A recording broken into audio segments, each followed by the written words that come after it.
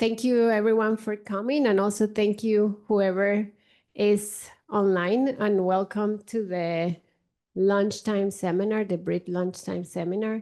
Today is my great pleasure. I'm very excited to welcome and to introduce you to Dr. Olivia Maria da Silva Carmo. Olivia is a cell biologist, and she happened to work in one of the most amazing group of plants, ferns. But it isn't, for me, it's very interesting how she came to study ferns, and she will tell you a little bit more about that. Let me tell you a little bit about Olivia's academic career. She went and did her PhD at the University of Melbourne in Australia. And now she is an NSF funded postdoc at Baylor College of Medicine in Houston, Texas. I met Olivia this year during a course that I co-teach at the Organization for Tropical Studies in Costa Rica, the tropical ferns and lycophytes. So we were really lucky to have her there. It was a student that gave us a very different perspective of ferns just through cell biology, and it was a pleasure. And since we met in Costa Rica, we've been thinking that I invited her to come visit. So finally she's here. And she'll be here just for a very short time. But if you are interested in talking more to her, I will always be happy to give you her contact. And with that, I will let you with Olivia. Thank you so much. And thank you to Erin for helping us put this seminar together. Yeah, thank you. Thank you. Yes, this one's on. Thank you, everyone. I'm honestly a little nervous here because I come from a cell biology background. My PhD, I studied the parasite that causes malaria. I've worked with lots of different organisms, but never plants until the last year and a half, 2 years. So I'm usually presenting to people in the medical center in Houston. So I feel a bit intimidated presenting to plant people. So yeah, thank you for having me, Aleja. It was, yeah, that fern course was really pivotal in my new career as I transitioned to plant science. So I'm really excited to share some results that I've acquired in the last few months regarding a particular resurrection fern that grows in the Houston area. And I should say I'm a postdoctoral research fellow funded by the NSF, the Plant Genome Research Project, but I'm based in the lab of Stephen Boynoms at the Baylor College of Medicine. So first, I think not everyone here is familiar with ferns, so I'll introduce ferns a bit and then dive into desiccation tolerance, the particular resurrection fern I'm working with. And then we'll talk a little bit about DNA and chromatin dynamics and chloroplast and lipidomics. And in fact, and then some other exciting future projects. So first, ferns, a little interactive portion of this seminar. Who would like to describe to me what a fern is? Like, how is a fern different from other plants? And preferably not the people that already study ferns. Anyone? Yeah, yes, alternation of generations. I'm going to talk about that. That's a great one. Spores, yes. Yeah. What makes them different from bryophytes? Vascular, yeah, great. So they have alternation of generations, vascular plants, yeah, no wood, seeds, or flowers. And they also have the characteristic fiddlehead as well. So, and on this diagram, I just have some kind of the timeline of when ferns came to be. So tracheophytes, which includes ferns and lycophytes, around 730 million years ago, and then seed plants and especially flowering plants much later on in the evolutionary timescale. So the fern life cycle As mentioned earlier, there's the alternation of generations. I'm going to walk through that briefly, but for reference, here's the human life cycle, very boring, right? But for ferns, you have the spores, which can then make, and spores are beautiful. And those spores can go on to make gametophytes via mitosis, which was like mind-boggling to me because I'm used to just meiosis at this point. But yeah, so it's all like a patty of haploid tissue. And then from that gametophyte, you can have fertilization and then the creation of the embryo. And then the gametophyte kind of serves to protect the embryo as it grows into a sporophyte. So this is the other generation. And actually, that's Aleja there in this little photo. And then that sporophyte, as its name suggests, go on to make spores. And what's really interesting is I'll talk more, I'll introduce desiccation tolerance more later on, but each step of this process, the spores, the gametophytes, and the sporophytes for a particular fern can be desiccation sensitive or tolerant. So you get this very variable, it's interesting to probe how tolerance can be programmed differently in different states of the generation or different steps. Ferns are also very interesting because they kind of straddle bryophytes and angiosperms in terms of the frequency of desiccation tolerance. So up here, %DT refers to desiccation tolerance. Again, I'll explain it more in a moment. But bryophytes, they're at least 1% desiccation tolerant, but probably way more. And pteridophytes, including ferns, more like 1%, and then angiosperms are magnitude less, have a magnitude less percentage of desiccation tolerance that we know of. So this intermediate position between bryophytes and seed plants makes them an interesting way to study, makes ferns an interesting series of models to study how desiccation tolerance has arisen or evolved over the course of time in land plants. And that variation of desiccation tolerance across the life stages also makes ferns very interesting to study. Something else I didn't mention is that bryophytes are often very prepared for desiccation at any moment, whereas the angiosperms that are desiccation tolerant are more inducibly tolerant. So it's once they start to detect the lack of water that they prepare for desiccation, whereas ferns also kind of straddle those two, in that some ferns they seem constitutively or always ready for desiccation, and other ferns are more inducibly desiccation tolerant. So for all these reasons, ferns are a great model to study the evolution of desiccation tolerance in land plants. So now on to desiccation tolerance, and this will be a big chunk of the talk. So what does it mean to be desiccation tolerant? It's very different from drought tolerance. So drought tolerance, you can survive losing a little bit of water, but desiccation tolerance is the ability to lose basically all of your metabolic water. So you have as little as maybe 3 to 10% of your water left.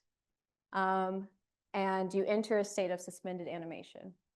And then once water is available again, you somehow are able to emulsify everything in the cell and start metabolism up again.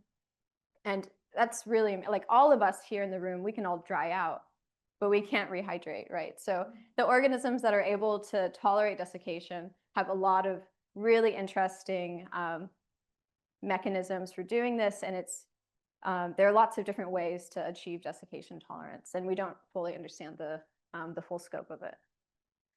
So when water leaves the cell, you can think of it in many ways. You can think of it as a physical constraint. There's less space.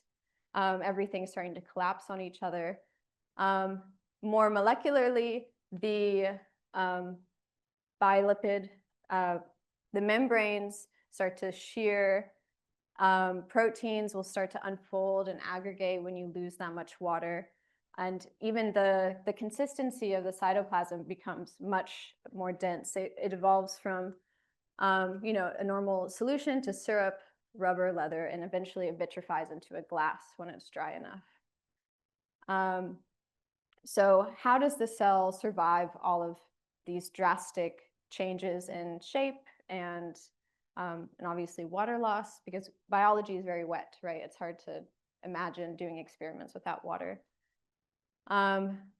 Somehow the cell has to be able to maintain its genome, or rather be very fast at repairing any issues with genome integrity once they rehydrate. Ideally, I guess it's not a requirement per se, but ideally they'd be able to protect some transcripts so that when water is available again, they can just start translating right away. And there's some evidence of transcript protection in spores. And also biomolecular buffering. I mentioned before that lipid membranes start to shear, but in some organisms, it seems like you can kind of upregulate the amount of sugars that you're making to kind of coat membranes and other macromolecules to protect from toxic and irreversible aggregation and the shearing of the membranes. In general, protection of the organelles as well. So in different ways, my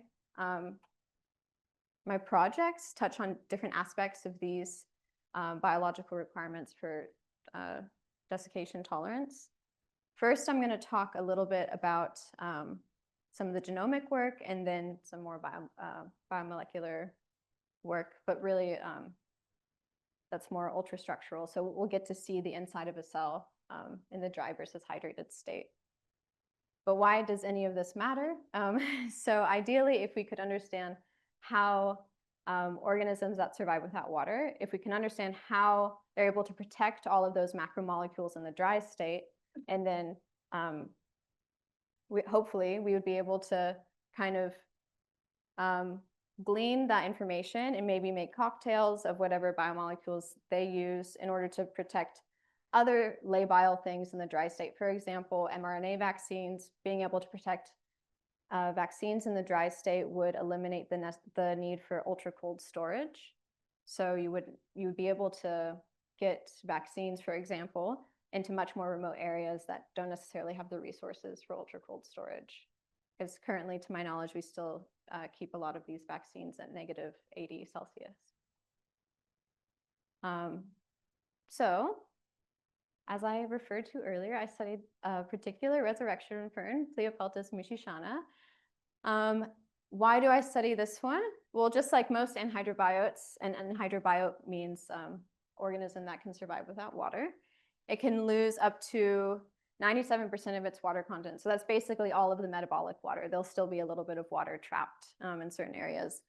And then it can remain dry for months. And there's a little time lapse there of just a piece of bark. It's an epiphyte, so it grows on the branches and trunk of live oak and other trees. And I actually, for those that are physically here in the audience, later on you're welcome to come up and see this little live oak branch that I brought. And I hydrated half of it, and the other half I left, I didn't water. So you can see the before and after. So yes, and once water is introduced to the system, for example, a big rain event, it can rehydrate in as little as 2 to 4 hours. And this is a whole tissue response. So it's not just like seeds, you know, a seed would just be part of the life cycle. Like vegetative desiccation tolerance is referring to the vegetative tissue, obviously. And it can also rehydrate ex vivo. So if you were to cut a leaf from this branch, and you're welcome to, you guys can take little tokens with you if you want. And you put it in a bowl of water, it will rehydrate just through the foliar tissue. And it's hard to see that little animation, but there are little space helmets on these ferns up here because this species has actually been sent to the International Space Station, and it can rehydrate in zero gravity, which is just a fun fact. It's also very abundant in the Houston area, and this was one of the things that pulled me to Houston and made me want to work with this species. It's kind of, here's an image of dry. So it doesn't look like much. It almost camouflages with the bark, but you can see the kind of hairy bark. Those are all ferns. And these images were taken at the same time. So on the right, you see some ferns towards the base of the trunk that are in a well-watered area. And they go through very regular rehydration, dehydration events in Houston, probably weekly. And also we're very lucky because, I mean, when a storm comes through, lots of trees will just drop branches, right? And this photo is taken by my partner here, David, because I was away in Wisconsin acquiring some of the data I'll show you guys later, and there was a storm and so many branches fell, and I just can't see them go to waste. So we can, this is like our little Prius trunk full of branches with ferns, and our patio is just a chock-a-block full of them. And this is, I mean, for me, it's also great because I can use this tissue as like pilot tissue, tissue for pilot experiments rather, to make sure my experiments work before using the tissue I have available at field sites. I have field sites marked throughout the Rice University campus, which is just across the street from us at the medical center. So now I'll talk about genome assembly. We used PacBio Hi-Fi, which is long read sequencing, to assemble the genome. And it's a great technology for those that don't know. Basically, you isolate high molecular weight DNA, and then you make your library. And the library has these little smart bell adapters put at the end. And then you flow this over a flow cell, and each flow cell has these tiny, tiny, tiny wells. And at the bottom of each well is a polymerase, and the one DNA molecule will go into that well and be grabbed by the polymerase. And as the polymerase reads through, with each nucleotide, it emits a little flash of light. And then there's a camera to detect that light. And then the sequence can get deconvolved as the polymerase is reading through. And the reason Hi-Fi sequencing is so great is because it's a circle, right? The polymerase will just keep reading through, and you can get these really high accuracy consensus reads. So I just love the technology. And all of this work is in collaboration with Fritz Sedlacek at the Human Genome Sequencing Center in Baylor College of Medicine. This is one of the centers that finished the human genome a couple decades ago. And I would present the genome here, but we recently had, like, just in the final step of assembly, we realized there are some issues, so we're still fixing that. But once the final step of assembly is complete, then we also have all of this other sequencing data from Illumina, whole genome sequencing, and Hi-C reads. And I'll talk more about Hi-C later, to help improve the assembly, and then we can make it public so anyone and everyone can access it. There we go. And then once it's ready, I think it, at least I can't find any record of any other resurrection fern genome. So I think it will be the first resurrection fern genome. So I mentioned earlier that I'm interested in understanding how the genome is maintained. You know, we have no clue really what happens in some organisms, I should say. It seems like there might be some damage to the genome, but when we look at transmission electron micrographs of lots of organisms, we see a really interesting phenomenon, which is that the chromatin condenses. It's not clear why, or if it's like how the architecture of how that chromatin condenses is unclear. I'm interested in understanding whether or not the chromatin is condensing in a regular pattern or irregular, and like how well regulated is this whole system? Like how does DNA fold in a drier and drier state? And how much of that is just simple biophysics and phase separation? Like I said, there's precedent for the condensation of chromatin in the dry state. There's a long list. A lot of this work is from seeds. And I'll show you just a couple of quick examples. So first, it's hard to see, but here we have the nucleus, and it's just kind of heterogeneous. And then in the dry state of this moss, it seems like you can see these electron-dense clusters. So it seems like maybe the chromatin is condensing, and then after rehydration, you kind of are in the middle. And for this resurrection plant, this angiosperm, we see something similar. Here, I'll circle them, where you have kind of smooth or even distribution of chromatin or nuclear content in the hydrated state. And then in the dehydrated state, you see some condensation or clustering of the chromatin. So we wanted to see what it looks like in our resurrection fern, Cleopeltis nuciciana. There is one published electron micrograph of the fern, but we actually don't, it was from the 60s. It's not even clear in the paper if it was hydrated or dehydrated. So for many reasons, we wanted to revisit this. And so I worked with the Otegi lab at the University of Wisconsin-Madison to prepare samples to look at the subnuclear architecture and I'll also talk about other features that change in the hydrated versus dry state. So how do we do this? We have an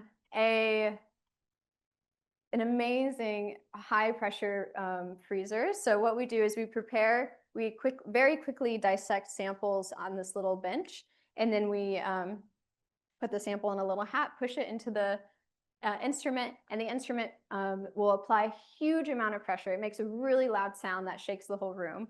And that pressure means that any water in the sample, although most of my samples don't have that much water, but any water in the sample is kept amorphous. It doesn't form ice, which would damage the sample.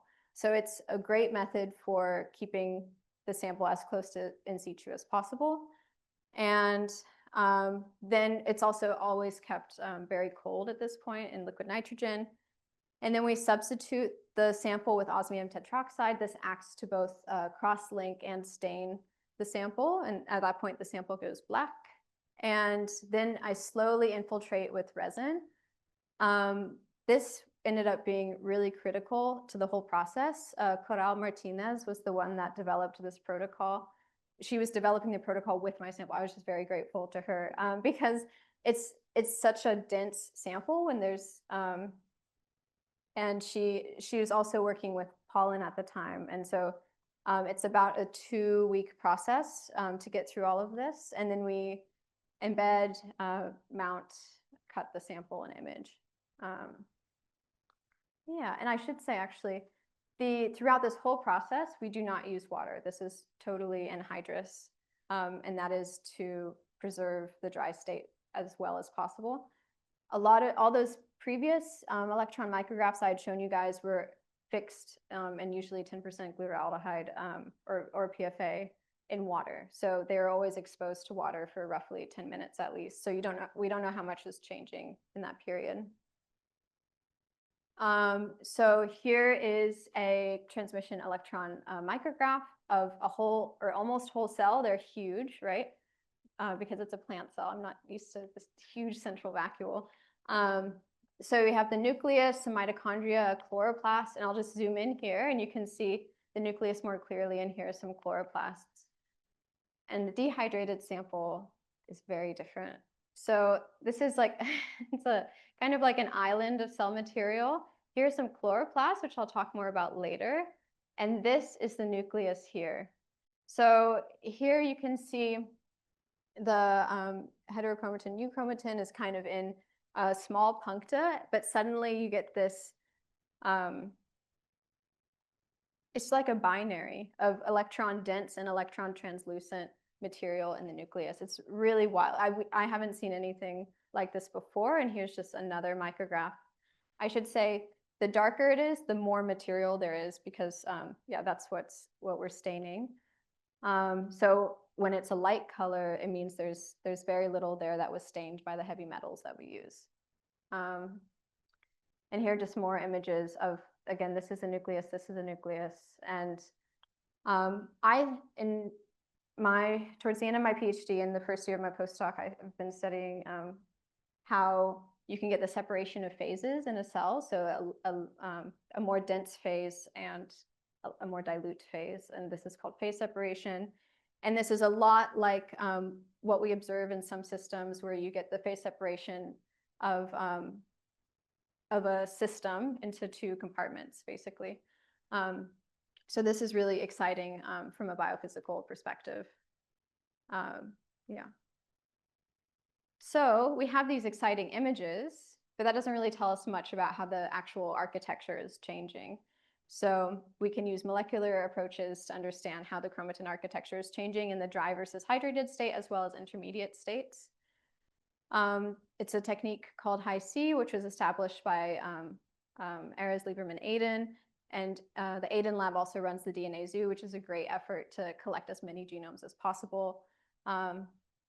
And basically through this process, we just cross-link DNA, cut with restriction enzymes so that we have all of these cross-linked short bits floating around. And then we ligate the we fill the ends with a biotin and then ligate them together. So now we have, if we had chromosome A and B that were next to each other and cross-linked together, we would have this chimeric molecule right here. And then you can shear it all up and then just pull down with avidin, streptavidin, to get these smaller chimeric molecules, and then use paired end sequencing to understand what parts of the genome or chromatin, what have you, were close to each other in the different conditions. The downside to this is that you need a genome, reference genome. So we're still preparing that, like I mentioned in the earlier slide, but we have all of this data ready once we have a reference to map to. And here the hypothesis would be that chromatin contacts likely increase in the dry state, given what we see by electron microscopy. But what I'm really interested in seeing how reproducible it is. Is it always folding in a regulated, similar manner, or do we see totally different regions of chromatin condensing in different biological replicates? So, oh yeah, there's a tardigrade. Yes, I'm part of a Water and Life Interface Institute, or WALI, and we have some money to do exactly the same thing with tardigrades. And if any of you study or know people studying resurrection plants and are interested in something similar, we can always talk about doing Hi-C with your system. So other ultrastructural changes, there were so many really, but I'll just focus on one or two for the rest of this talk. So these are the first two images I shared before, but some other images from the dehydrated condition include this one. You see these, they kind of look like little roses almost, these structures here. And this gray structure down here is actually a condensed version of the central vacuole. So it loses a lot of water, it becomes more electron dense in the dry state.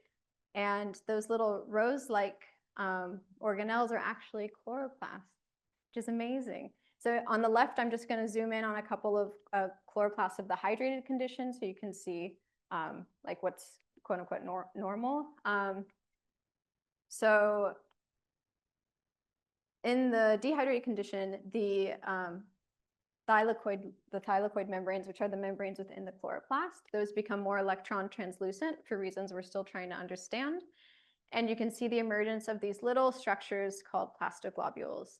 In the next slide, I kind of give you a better reference of what's normal. Normally in a chloroplast, like I said, we see all these thylakoid membranes and the lumen between the thylakoid membranes. And this is just a diagram showing how these membrane compartments can be stacked. And this is a little diagram of the plastoglobule, which it's like a lipid droplet that's encased by a single monolayer of the thylakoid membrane, and they tend to be at the edges of the thylakoids. And it's, when it's so dense, like in the hydrated state, where you also have lots of other material that's being stained, it's hard to see the membrane, so there are just a few lines that delimit the membranes. So what was also amazing in the dehydrated condition is that I could see these little electron dense kind of coronas around the plastoglobules. And if I proceed here, there's a better view. You have the plastoglobule. Again, it's like a lipid droplet enclosed by a monolayer of the membrane. And then these are the right size and shape to be assembled ribosomes that are clustering around the plastoglobule.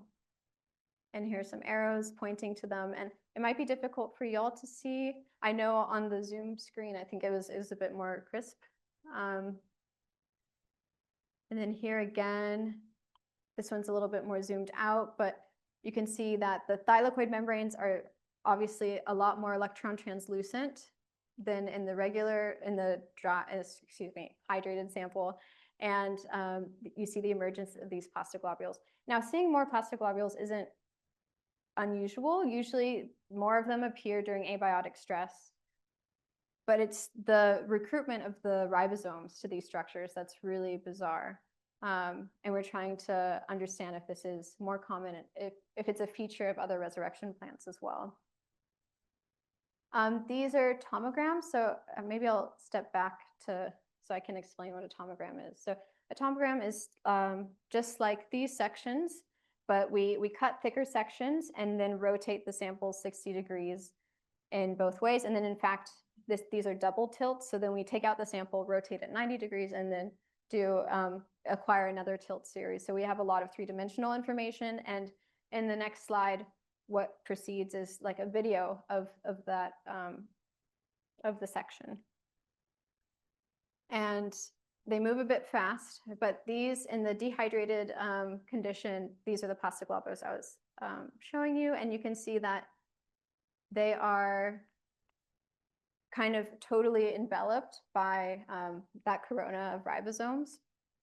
And then even in the hydrated condition, you can see some plastoglobules coming into focus sometimes. And even those have some assembled ribosomes around them, but you also see plenty of ribosomes on the thylakoid membrane, which is where you would normally expect to see them. You'd normally expect them to be taking, they take RNA, they get recruited to the thylakoid membrane, and they start translating into the thylakoid membrane. And this is these micrographs are from my most recent trip to Wisconsin, where, we prepared the sample a bit differently as opposed to equilibrating the samples to fully hydrated or dry conditions. I just kind of nursed a branch and sprayed it with water every 10 minutes to achieve something that was more natural in a way, to achieve hydrated, dehydrating, dry, and rehydrating. RWC refers to the relative water content. So that's measured. I take some pinnules off and measure the relative water content for each time point. So as we look at hydrated, dehydrating, dry, and hydrated, we see that there are some, it's hard, y'all are too far away. There's you can see some ribosomes around the plastoglobules in all conditions, and I'll have to apologize that the dry sample is so fuzzy because we could only get thick sections this time, so it's less clear for this imaging modality. But the ribosomes on thylakoid membranes are visible in every condition except for the dry sample, and you'll have to trust me there because I have the tomograms. So I've been looking for ribosomes on the thylakoid membranes and haven't found any yet in the dry sample. And what's also interesting is that we see swollen thylakoid lumen in the intermediate states as the samples are dehydrating and rehydrating. I'm still trying to get to the bottom of this and find experiments that can help me understand why this is happening. In the dehydrating condition, we know that from the literature, people see something similar during osmotic stress, and the lack of water is an osmotic stress. So there's precedent for this, but why it's happening is less clear. And then for the rehydrating condition, I couldn't find examples of this in the literature per se. I guess it's also kind of an osmotic stress, but it would make sense if suddenly all the photosynthetic machinery is coming online again, and you need to get the electron carriers from one photosystem to another. If you open up that space, you reduce the molecular crowding between the thylakoid membranes, and hopefully you can improve photosynthesis in that way. So that may be a reason that you have swelling of the thylakoid lumen just as they're rehydrating, but I'll have to do some experiments to confirm. I already briefly touched on what plastoglobules are. They're these lipid microcompartments enclosed by the outer membrane of the thylakoid, and They're typically 30 to 500 nanometers, and that's roughly the same size that we see. And the lipids in them mainly consist of prenylquinones and triacylglycerols, excuse me. But there's a surprising amount of metabolism that happens in these microcompartments. And so, yeah, we're still designing some experiments to understand how they might be recruiting these ribosomes, how much of it is regulated or just biophysical. And because normally, right, they're translating directly into the thylakoid membrane, but they need a translocon to get there. But I don't expect there to be a translocon at a lipid droplet, right? So we're trying to understand why they're there. And for this, first I need to, my future work includes more segmentation of the tomograms that I've collected, RNA-seq and ribo-eclip. So these techniques, particularly ribo-eclip, will allow us to pull down those ribosomes and see what messenger RNA they're holding onto. And then understand, was it all RNA for photosynthetic machinery? Are they just waiting there ready to translate once water is available again?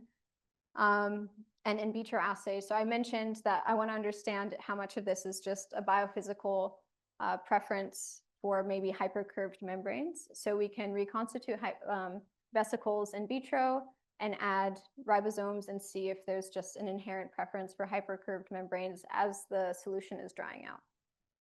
Or we can mimic crowding just by adding reagents like PEG. I'm also keen to see how well conserved this is. There are plenty of desiccation tolerant cyanobacteria, and they're the progenitor of the chloroplast. So do we see something similar in cyanobacteria? And as I mentioned before, we see all these changes to the electron density of the thylakoid membrane. So I've done a little bit of preliminary lipidomics, and time permitting, I will talk about that. So for cyanobacteria, this is some published work, and you can see here, these structures are called cyanoglobules. They're the same. They're the same as plastoglobules, but they're in cyanobacteria. And sometimes they have ribosomes around them, but this was just like a happy little cyanobacteria living its life. And so I was interested, so I prepared samples, but it was really hard to cut the dehydrated samples. So I'm showing you only the data I have right now, which is from hydrated samples. But this was just to say that we can see the membranes really clearly. We can see lots. So all these whorls are the thylakoid membranes of cyanobacteria. They're really beautiful. These little dark foci are the ribosomes, so we can see the ribosomes clearly.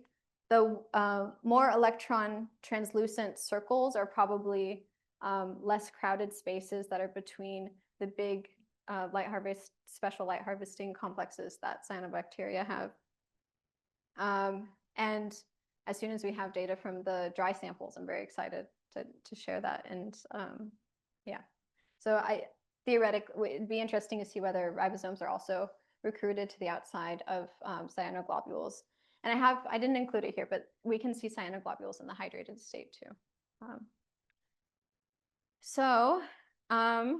I spent a little bit too long faffing about earlier, so I don't have that much time to talk about the lipidomics, but I'll say that I just wanted to do a pilot experiment. So I took some samples from the field and I think I collected them hydrated and then put them in different humidity chambers to collect fairly dry, moderate, and pretty hydrated samples. So this was roughly 7, 64, and 94% relative water content. Then we extract, with the help of one of our metabolomics cores, we extracted polar and nonpolar lipids and identified plenty of lipids. And there was high similarity between the technical replicates, which was good. I clustered all the profiles, so because we have the hydrated, dehydrating, and dry samples, you can take all of the metabolite abundances for each one, and if these were all put together, it would just look like a mess, right? So we can cluster them to see what types of metabolites or metabolic pathways are enriched with different profiles. So here is just a little enrichment per cluster, and I'm going to highlight just one of them, cluster 6, which seems to be associated significantly with galactolipid metabolism. So now I'm going to compare just the hydrated and dry conditions in a volcano plot, so we can get a better idea of how these galactolipids, which galactolipids are changing between these two conditions. So this is dry versus wet. So all of these lipids are enriched in the dry condition. And you can see that MGDG, which is an essential lipid for the thylakoid membranes, is way upregulated. I shouldn't say upregulated, but way more abundant in the dry state. And this is what the structure looks like. And looking through the literature, it's really interesting to find that MGDG is it's essential for thylakoid membranes, but also it's particularly useful in protecting or in being around the photosynthetic machinery.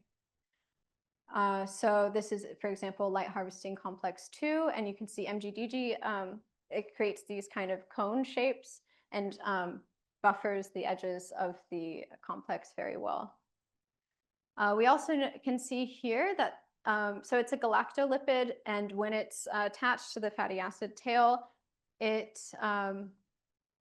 the sugar, the head group, is a non-reducing sugar.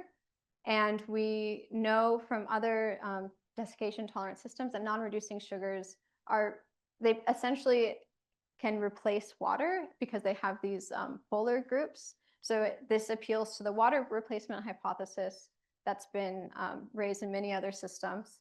So it'd be interesting if MGDG, the head group, can serve to kind of replace water at the interface of the thylakoid membrane. That's just an idea. We have to do a lot more experiments. But yeah, and these are just the head groups maybe protecting that macromolecule. Now, in the last couple of minutes, I'm just going to talk about a future project I adore. So I mentioned before, I've just been talking about one resurrection fern the whole time, right? But I'd love to have more fodder for comparative genomics across lots of resurrection ferns across the fern phylogeny. So this is just a diagram of the fern phylogeny and some examples of desiccation tolerance across that. And here's a different, this is just a species tree with green bars indicating the some instances of known desiccation tolerance. So I've highlighted Hymenophyllaceae, Pteridacea, Spleniaceae, and Polypodiaceae. In these families, I'm particularly interested in identifying desiccation tolerant and sensitive sister species that we'd be able to sequence for comparative genomics. And for this effort, I have collaborators from the Human Genome Sequencing Center, WALI, and the Water and Life Interface Institute, and from Fei Wei Li's lab right now. He's up at Cornell, but he's moving to Duke shortly. And I have a short list I should have put in the presentation of sensitive and tolerant ferns that I'd be interested in comparing. But like I mentioned at the very beginning, I'm new to all of this. I didn't appreciate just how much desiccation tolerance there is amongst ferns that's not necessarily well documented, but kind of like anecdotally known. So this is an example because this is the end of a long road trip for me. I was just in West Texas and New Mexico, and now I'm here in North Texas. But when I was in northern New Mexico, we were at the Rio Grande, and we found this beautiful tiny, tiny fern. I also have some of it at the front if you guys want to see later. And just the way the leaves were curling reminded me a bit of the fern I study in Houston. It's kind of an organized curling pattern. And so I took some little leaves home, and this is a dry one, and this is a rehydrated. The leaves are actually quite small, so it's maybe not as obvious, but it rehydrated in water, which is amazing. So I'm still very open to considering new ferns for this comparative genomics project. So if any of you have like little pet ferns that can survive desiccation and you think they're a good candidate for this project, please let me know. Yeah. So yeah, I've talked about why ferns are so amazing, desiccation tolerance, And I'm still doing a lot of work to finish the assembly. And something I didn't touch on was that I have lots of field sites at Rice University where I'm monitoring the trees, or we're setting up the monitors right now, actually. And the idea is to have longitudinal studies of the multi-omic profiles of ferns at each of these field sites. So for each, the genome architecture really is more controlled for just wet and dry and some intermediate states, but the transcriptomics, proteomics, protein solubility, metabolomics, and now lipidomics will all be monitored across these field sites across time. Also, the cyanobacteria work I mentioned is still ongoing, and this comparative genomics of resurrection ferns as well. And I love these little plastic blocks. I really want to understand what those ribosomes are doing there. So this is also a really fun ongoing project.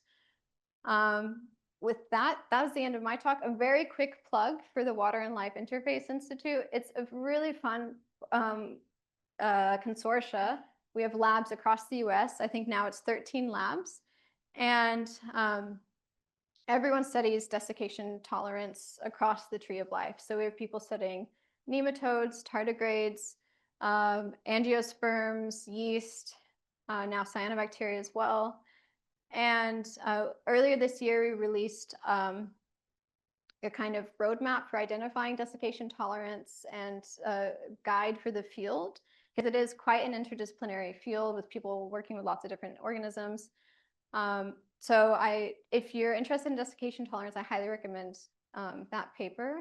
And also, if you're new to it and you think you have an organism that's desiccation tolerant, we kind of have steps for you to identify or to walk through to confirm whether or not your species is DT. So thank you to my lab, the Boynham's lab at Baylor College of Medicine. Thank you to all of my collaborators, and thank you to Aleja for hosting me, and Lucy. That course in Costa Rica was really pivotal in my new career. So I really appreciate you two and everyone here for attending. Thank you.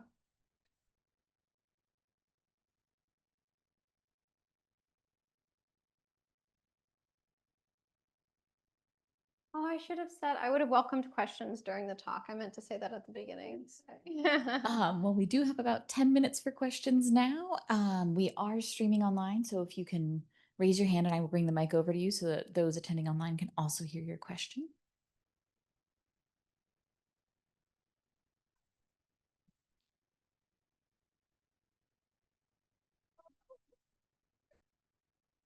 Take that, Brooke. Well, I just want to say thank you so much. This was an amazing talk. I've never heard somebody say that they were intimidated by plant people. I would think it would be the absolute opposite. But that's so funny. I work with seeds, so I understand desiccation tolerance in a different, in a little bit of a different way, but it's still very much a huge part of our seed banking and conservation work here. That process of vitrification is what prevents cellular damage to our seeds, and we have to dry them down to a certain relative humidity, internal moisture content to promote that vitrification. Is that, do you have any ideas, or can you explain any further, like that process in ferns, and is that kind of the mechanism? Yeah, it's so variable from organism to organism, even between different types of seeds. Mm-hmm. The optimal drying regime, you kind of have to find empirically, which is a shame because you'll lose some material along the way. It's obviously destructive if you test a regime that doesn't work. But we have members at Wally that also work at the seed bank with the USDA to identify optimal drying regimes and temperatures for different species. Yeah, so it's very organism dependent, unfortunately. So I don't have like the secret recipe or protocol for optimal storage. Yeah, that's really interesting. I also had this was like a very small part of your talk, but in the tissues, you mentioned in the resurrection fern, there's like 3% of that water Yeah. that gets trapped. Is the locations and the tissues where that water gets trapped? Is there any patterns? Is that consistent? So I don't know exactly where the water is being trapped, but someone in Wally who studies RNA integrity in a drying system, I found he published a paper on this earlier this year. He how the system dries is really important. So you could either have a system that dries evenly, or you could have a system that dries where you have like little pockets of water, right? The even distribution, or like the even drying to get this like matrix of vitrification, is really important for protecting the RNA integrity. If you if it's not a contiguous matrix and you have these little islands of water, then you can get more RNA damage over time. So that's, in my organism, I don't know, I shouldn't call it my organism, but in the organism I'm studying, I don't know exactly where the water, that last bit of water is trapped. But it seems to be important for the integrity of the molecules. Yeah. That's super interesting. Thank you so much. Hi, thank you. Great talk. You may have covered it a bit answering Kay's question, but if there's a failure point for sensitive, like sister taxa, is it always kind of happening in the same place? Is it related to something that doesn't protect the integrity of the RNA, or is it all kinds of places? It could, so desiccation tolerance is so multifaceted that I think it could happen in lots of different places depending on which desiccation tolerant and sister species you're comparing. One feature that tends to be common amongst tolerant species is the upregulation of lots of sugars as they're drying out. So that's easily one failure point. If you don't make enough sugars to, we think, like replace the water, then that could be a failure point. But there's so many. There's so much regulation and differential regulation depending on your organism. So I can't, yeah, I also don't have a single answer for that. Yeah. But great question, Brooke. Thank you.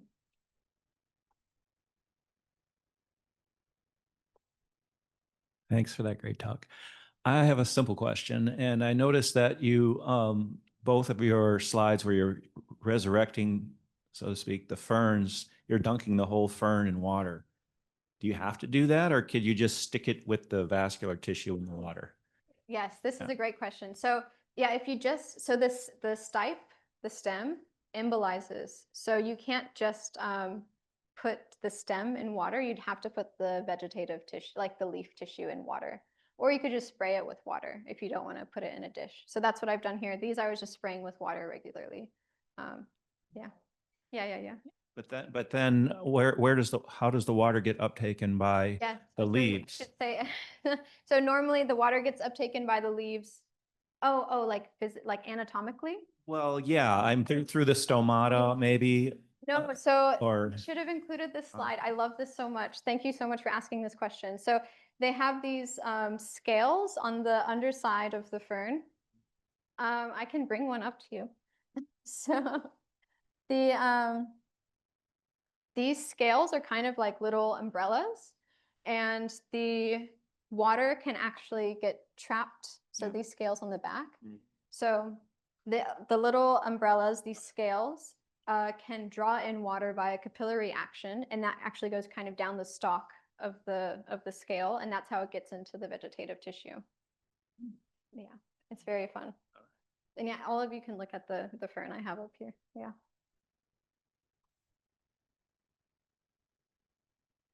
Olivia, nice talk. Thank you. Oh, I was just going to say, once the eventually the whole system does rehydrate, including the stipe, because eventually, you'll have to get nitrogen into the leaf at some point. But yeah, once the leaf hydrates and the rhizome rehydrates, they'll reconvene. The whole system will have water again. Great talk. And I think it's just so different when you think about the cellular level. Yeah. And I think you feel like sometimes you're like a cell. And I do have 2 questions, and maybe I will just ask one that I don't know if it's silly, is so not about sister species, but like closely related species. Have have you or someone else have looked at how they look under the scope when they dry? I mean, I like, think- what is the difference between a desiccation tolerant Yeah. species when it's dry versus a plant that is gonna Mhm. die? We don't, so I don't have electron micrographs. That's definitely one of the next steps to dry them in a similar manner and see what the ultrastructure looks like. I can't remember exactly. I think other people have done this with other plants, with other resurrection plants. And it kind of, there's a lot of shearing and corrugation because like the water leaves the system and everything just collapses. There's not as much of this like overproduction of sugar to try to replace the water. So it's kind of just like a collapsed mess. And some of the membranes are sheared. Some of them aren't necessarily. That's the best way I can describe it. But I think that's a very valuable, like that's a super important question. And I should have kind of as a control, have like micrographs of the sensitive species dried under the same sort of conditions. Yeah. Yeah, that would be just, I mean, I just Yeah. would love to see if the ribosomes, for example, also get Yeah, there, like, how and much of they, this is like, inherent to yes. drying versus yeah, It's exactly. like of almost dying from Yeah. dehydration. Yeah. If somebody else has a question, I will be happy to. Yeah. That way.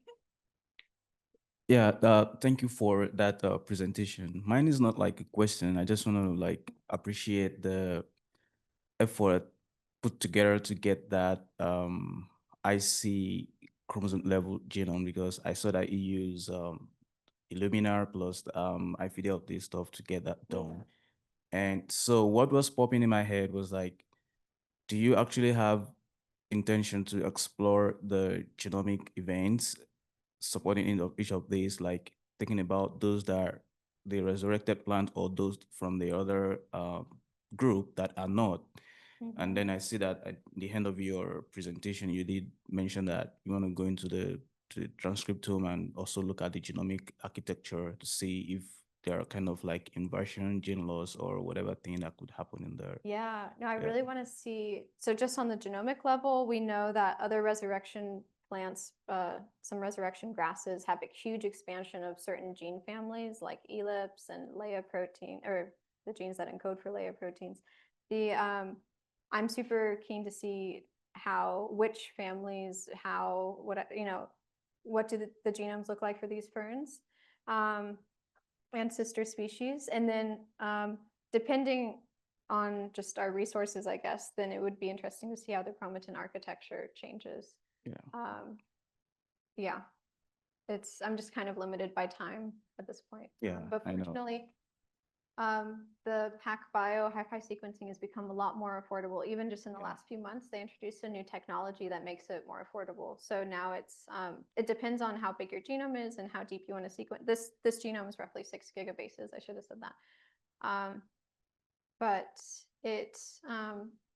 depending on the size, like 3K, 5K for a really, I mean, that's a lot of money, but relative to how expensive it used to be, it's very cheap. Yeah. So I'd love to explore as many genomes as I can, but I can't sequence everything, right? So that's why we have to be selective in which pairs we choose. Yeah. That's great. Thank you. Thank you. Yeah.